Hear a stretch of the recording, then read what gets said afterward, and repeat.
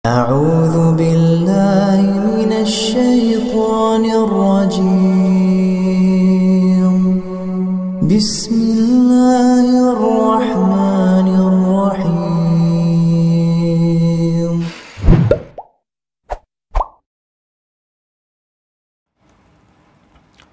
إن الحمد لله نحمده ونستعينه ونستغفره ونعوذ بالله من شرور أنفسنا ومن سيئات أعمالنا من يهده الله فلا مضل له ومن يضلل فلا هادي له وأشهد أن لا إله إلا الله وحده لا شريك له وأشهد أن محمدا عبده ورسوله لا نبي ولا رسول بعده اللهم صل وسلم وبارك ala nabiyyina wa habibina Muhammad wa ala alihi wa sahbihi ajma'in amma ba'd.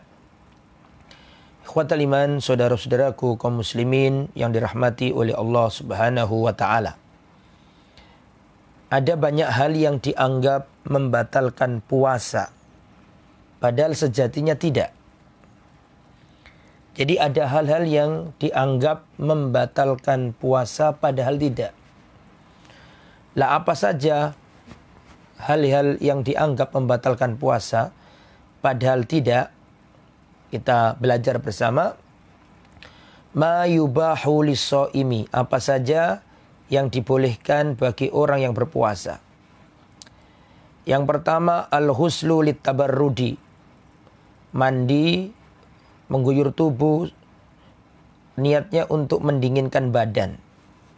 Mengguyur kepala dengan air tujuannya untuk mendinginkan badan. Ini kemarin sudah sempat saya bahas juga online juga ya. An Abi Bakrin ibn Abdurrahman, dari Abu Bakar bin Abdurrahman, an ba'di ashabin Nabi sallallahu alaihi wasallam, dari sebagian sahabat Nabi Muhammad sallallahu alaihi wasallam, qala, beliau berkata, laqad ra'aitu Rasulullah sallallahu alaihi wasallam, sungguh telah aku melihat Rasulullah sallallahu alaihi wasallam bil arji, berada di suatu tempat namanya arj.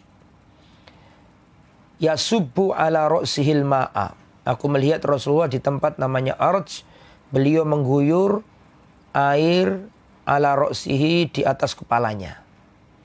Wa huwa shaim, padahal beliau sedang berpuasa. Minal atashi, beliau melakukan itu, yaitu mengguyur kepala beliau dengan air. Untuk apa? Ya, minal atashi, karena saking dahaganya. Karena beliau merasakan dahaga yang luar biasa. Au minal harri, Rasulullah melakukan itu, yaitu mengguyur air di atas kepala beliau. Beliau melakukannya karena minal harri, karena terjadi panas yang luar biasa. Sehingga bisa disimpulkan mandi besar, mengguyur seluruh tubuh dengan air untuk niatnya mendinginkan badan, hal itu tidak membatalkan puasa.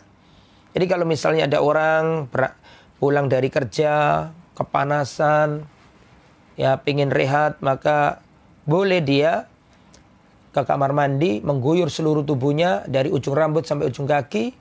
Setelah itu tidur, boleh. Yang nggak boleh itu kalau air mandinya diminum. Nah itu yang nggak boleh.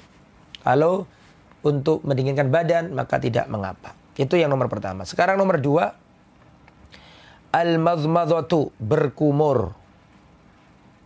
Walistinsyaku, dan memasukkan air ke hidung. Ya, kalau kita wudu kan butuh berkumur-kumur, dan kalau kita wudu kan butuh al-istinsyak, memasukkan air ke hidung. Maka berkumur-kumur dan memasukkan air ke hidung ketika wudu min ghairil mubalagha, tanpa berlebih-lebihan, maka ini tidak mengapa, tidak membatalkan puasa. Mana dalilnya? An Laqit ibni Sabrah, dari Laqit bin Sabrah qal, beliau berkata, qala Rasulullah sallallahu alaihi wasallam, qala berkata Rasulullah sallallahu alaihi wasallam. Rasulullah bersabda, "Wabaligh," dan bersungguh-sungguhlah, seriuslah, fil istinsyaq, dalam memasukkan air ke hidung ketika wudu. Illa antakuna so'iman, kecuali engkau so'iman, sedang berpuasa. Berarti boleh, tapi jangan berlebihan, gitu ya. Jadi boleh, misalnya panjenengan wudu ya dalam kondisi berpuasa, misalnya kayak begini, kemudian nanti sholat duhur, panjenengan berwudu, dalam wudu sampai berkumur, dalam wudu sampai memasukkan air ke hidung, min ghairil mubalaghah, tanpa berlebihan, maka ini tidak mengapa, ya, tidak mengapa. Kemudian yang nomor 3, termasuk yang dianggap membatalkan puasa padahal tidak, adalah al-hijamatu. Apa artinya al-hijama? Al-hijama artinya bekam. Ya, jadi bekam itu meskipun di bulan Ramadan, meskipun ketika puasa, dibolehkan orang itu ber-al-hijamah. Hijamah artinya bekam. Ini dibolehkan. Mana dalilnya? Dalilnya an Ibni Abbasin radhiyallahu anhuma, dari Ibnu Abbas, sepupu Rasulullah, anak paman Rasulullah, dari anaknya Abbas, namanya Abdullah bin Abbas. Abbas pamannya Nabi, adapun Ibnu Abbas, anaknya Abbas, berarti sepupunya Nabi, namanya Abdullah bin Abbas. An Ibni Abbasin radhiyallahu anhuma, dari Abdullah bin Abbas, semoga Allah meridhai keduanya. Qala Abdullah bin Abbas berkata, ihtajama, telah berpekam, an-nabiyyu, Nabi Muhammad sallallahu alaihi wasallam, wa huwa, padahal beliau shaimun, padahal beliau sedang berpuasa. Nah, jadi bekam itu tidak membatalkan puasa, termasuk donor darah. Ya, karena yang membatalkan puasa itu apa sih? Al-aqlu wasyurbu wal ijma'u wal jima'u wa ikhrajul mani. Saya ulangi, yang nomor 3 yang dianggap membatalkan puasa padahal tidak adalah al-hijamatu, bekam. Dari Abdullah bin Abbas radhiyallahu anhu qala, ihtajama, telah berbekam. Siapa? An-nabiyyu, yaitu Rasulullah sallallahu alaihi wasallam, wa huwa, padahal beliau, dia, maksudnya beliau, shaimun, sedang berpuasa. Maka ini tidak mengapa, ya. Ini hadisnya riwayat Imam Abu Dawud dan Imam Bukhari, hadis yang sahih. Ya, enggak apa-apa. Jadi al-hijama, berbekam, ini enggak apa-apa. Karena ihtajaman nabiyyu sallallahu alaihi wasallam wa huwa shaim. Rasulullah berbekam padahal beliau berpuasa. Ini tidak mengapa. Wa tukrahu, dan dibenci bekam itu. Wa tukrahu al-hijamatu, berbekam itu dibenci alias makruh. Kapan bekam itu dibenci alias makruh? Dalam waktu puasa. In khasyiya ala nafsihi dha'fa, jika seorang khawatir, takut, ya, atas dirinya berupa dha'fa, kelemahan. Jadi kalau misalnya dengan berbekam itu badan menjadi dha'fa, lemes, maka lebih baik, ya, tidak usah berbekam. Karena dikhawatirkan nanti bekamnya akan mengganggu puasanya. Tapi Nabi sendiri berbekam ketika puasa, ya. Ihtajama an-nabiyyu sallallahu alaihi wasallam wa huwa shaim. Ihtajama, telah berbekam. Siapa? Rasulullah sallallahu alaihi wasallam, wa huwa, padahal beliau shaim, sedang berpuasa. Jadi hukumnya enggak apa-apa. Cuman menjadi makruh, tukrahu, menjadi makruh in khasyiya, jika seseorang khawatir, takut ala nafsihi, terhadap dirinya, dha'fa. Takut kalau misalnya setelah berbekam menjadi badannya lemes, maka dalam kondisi seperti itu hukumnya makruh. Ya. An Thabit al-Bunani qal, dari Thabit al-Bunani beliau berkata, su'ila Anas bin Malik. Su'ila, ditanya Anas bin Malik. Jadi Anas bin Malik pernah ditanya radhiyallahu an. Anas bin Malik pernah ditanya, ya. Coba kita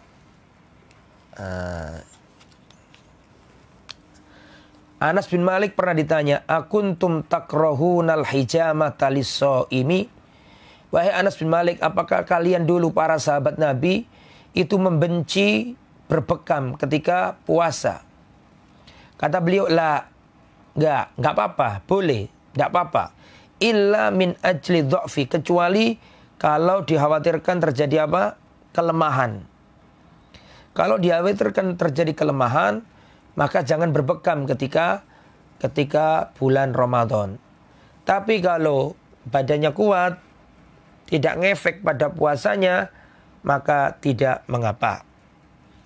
Yang nomor 4, hal-hal yang dianggap membatalkan puasa padahal tidak membatalkan puasa. Yang nomor 4 adalah al-qubla, mencium istri, wal mubasyaratu, dan bercumbu dengan istri. Maka ini enggak apa-apa. Liman qadara ala dhabti nafsihi, bagi orang yang mampu menguasai dirinya. Maksudnya enggak sampai bablas gitu ya. Mampu menjaga dan menahan nafsunya, enggak apa-apa. Misalnya Anda sedang di rumah, tidak ada pekerjaan, sama istri, sama-sama puasa, tidur bareng, kemudian mencium istri, membelai istri, maka ini tidak membatalkan puasa. Ya, mana dalilnya? An Aisyata radhiyallahu anha, dari Sayyidah Aisyah radhiyallahu anha. Aisyah adalah istri Rasulullah sallallahu alaihi wasallam. Aisyah adalah wanita yang paling dicintai Rasulullah sallallahu alaihi wasallam. Aisyah radhiyallahu anha berkata, "Kana an-nabiyyu sallallahu alaihi wasallam yuqabbil." Dahulu Rasulullah Nabi Muhammad sallallahu alaihi wasallam yuqabbil, mencium. Wa yubashir, dan mencumbu. Wa huwa shaim, dan beliau dalam kondisi shaim, berpuasa. Wa kana amlakakum li irbihi, karena Rasulullah dulu itu orang yang paling menguasai syahwatnya, paling menguasai dirinya, tidak gampang terjerumus. Ya, riwayat Al-Imam nomor 2 muttafaqun alaih, riwayat Bukhari. Kha itu berarti Bukhari, mim berarti Imam Muslim. Nah, taib. Jadi saya ulangi, mencium istri atau bercumbu, ini tidak membatalkan puasa bagi orang yang mampu menahan dirinya. Yang penting jangan sampai bablas. Kalau bablas ya batal. Kalau terjadi hubungan badan ya batal. Tapi kalau hanya mencium, maka ini tidak membatalkan puasa. Yang nomor 5, termasuk yang dibolehkan dan dianggap, yang nggak ngerti dianggap batal padahal tidak. An yusbiha junuban, seseorang mendapati pagi hari, mendapati adzan subuh, sedangkan kondisinya masih junub. Ini tidak apa-apa. Misalnya ada seorang suami istri hubungan badan di malam hari. Bangun-bangun ternyata sudah mendekati adzan subuh. Padahal mereka belum mandi. Maka mereka boleh mereka makan sahur setelah adzan baru mandi. Maka itu tidak apa-apa. Ya, nggak apa-apa. Jadi mandinya itu nggak harus sebelum adzan. Boleh setelah adzan. Saya bacakan ya. An Aisyah, dari ibunda Aisyah, wa Ummi Salamah, dan dari ibunda Ummu Salamah. Dua-duanya adalah istri Rasulullah sallallahu alaihi wasallam. An Aisyah, dari Aisyah, wa Ummi Salamah, dan dari Ummi Salamah, dua-duanya istri Nabi, dua-duanya kekasih Rasulullah radhiyallahu anhuma. Perhatikan. Anna Rasulullah sallallahu alaihi wasallam, sesungguhnya Rasulullah sallallahu alaihi wasallam kana yutrikuhul fajr. Dahulu beliau menjumpai fajar, menjumpai azan subuh. Wa huwa junubun, padahal beliau masih dalam kondisi junub. Min ahli, karena berhubungan badan sama istrinya. Tsumma yaghtasil, kemudian beliau mandi. Wa yasumu, dan beliau berpuasa. Jadi tidak apa-apa, ya, nggak apa-apa itu. Yang penting itu jangan hubungan badannya setelah subuh. Nah, itu yang bahaya. Kalau hubungan badannya setelah subuh, ya batal. Dan membayar kafarot itu. Tapi kalau misalnya hubungan badannya itu di malam hari, terus ke bawah belum sempat mandi sampai keluar waktu subuh. Waktu subuh maksudnya sudah azan subuh, baru setelahnya mandi, nggak apa-apa. Ya, nggak apa-apa. Misalnya kalau ya hubungan badan suami istri kecapean, bangun-bangun, sahur kurang, ya waktunya cuma 10 menit. Maka jangan mandi dulu, telat nanti makannya. Sahur saja dulu, ya 10 menit sahur dulu, setelah azan enggak apa-apa, setelah azan baru mandi enggak apa-apa. Ya, enggak disyaratkan mandinya sebelum azan. Yang enggak boleh itu setelah azan subuh terus hubungan suami istri, ya itu yang fatal kali itu. Itu tidak hanya batal tapi wajib bayar kafarat. Ya kalau seperti itu ya. Jadi enggak apa-apa menjumpai waktu fajar dalam kondisi masih belum mandi junub, maka itu tidak mengapa seperti yang dibahas di sini. Kemudian al-wisalu ila sahar, menyambung sampai waktu sahur. Ini juga enggak apa-apa. An Abi Sa'id Al-Khudri annahu sami'a Rasulullah sallallahu alaihi wasallam yaqul, ya beliau mendengar Rasulullah bersabda, la tuwasilu. Ya, janganlah kalian menyambung puasa. Fa ayyukum arada an yuwasil falyuwasil hatta sahar. Barang siapa ingin menyambung kepada hari berikutnya, maka silakan tapi sampai suhur, sampai waktu sahur. Jadi enggak boleh misalnya hari ini puasa terus malamnya enggak makan sampai besok, itu enggak boleh. Kalau mau seperti itu tetap harus makan sahur. Ya. Qalu fa innaka tuwasilu ya Rasulullah, sungguhnya engkau menyambung puasa ya Rasulullah. Qalat lastu kahaitikum, aku beda dengan kalian. Inni abitu li mut'imun yut'imuni. Jangan kalian niru aku. Jadi Rasulullah itu nyambung. Ya, puasa hari ini sampai besok. Nyambung.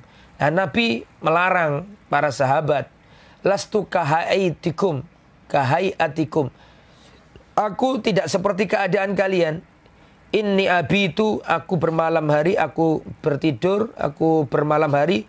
Limut imun wayut imuni, di sana ada yang ngasih aku makan. Wasakin yaskin, dan di sana ada yang ngasih aku minum. Jadi beda. Nah, makanya kita tetap harus makan sahur. Nah, sahur itu penting jamaah. Ya jangan sampai ninggalkan sahur. Ya di sini juga ada pembahasan tentang masalah sahur. Ya nanti akan kita bahas. Jangan ninggalkan sahur ya. Sekarang yang nomor 7.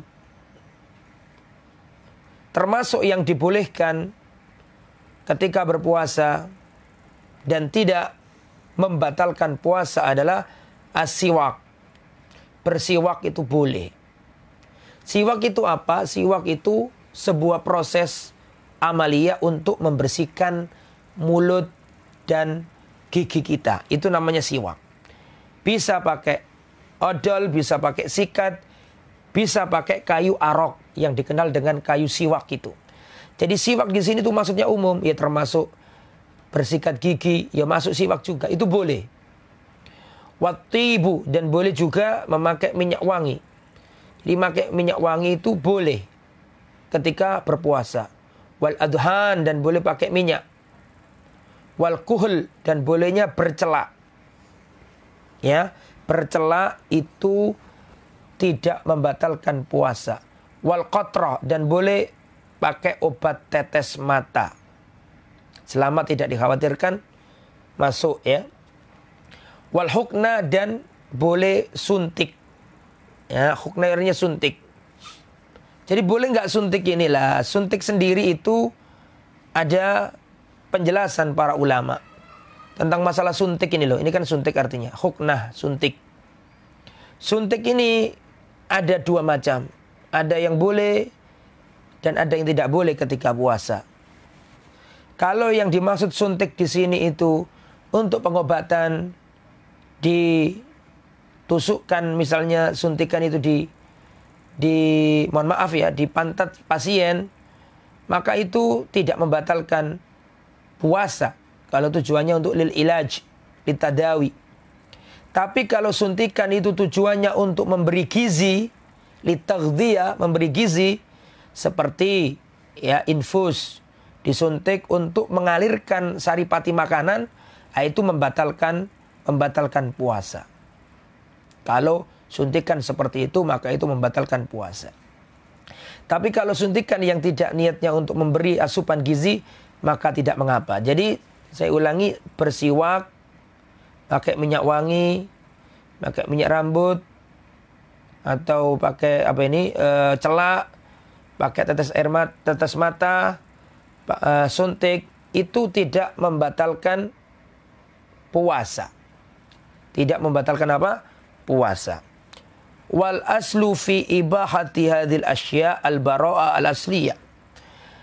Dalil dasar tentang kebolehan semuanya ini, siwak, minyak wangi, rambut, celak, tetes mata, suntik, itu boleh.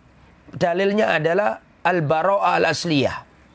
Bara'ah asliyah adalah ketentuan asal. Memang asalnya itu nggak apa-apa, nggak ada dalil yang melarang kok. Selama nggak ada dalil yang melarang, ya boleh. Walau kanat mimma yahrumu, seandainya hal itu semuanya termasuk yang dilarang, alas shaimi bagi orang berpuasa, la bayyanahu Allahu wa rasuluhu. Niscaya pasti sudah dijelaskan Allah dan Rasulnya. Karena siwak sudah ada di zaman Nabi, minyak wangi sudah ada di zaman Nabi, kemudian minyak rambut, celak sudah ada zaman Nabi. Sekiranya ini semuanya ini dilarang, tentu Nabi sudah berbicara. Karena itu sudah ada di zaman dulu. Tapi Nabi nggak melarangnya, berarti boleh. Wa makana rabbuka nasiya, dan Tuhanmu tidak lupa terhadap itu semuanya. Surat Maryam ayat 64. Ikhwatal iman yang dirahmati oleh Allah Subhanahu wa taala. Itu tadi seputar hal-hal yang dianggap membatalkan puasa padahal tidak membatalkan puasa.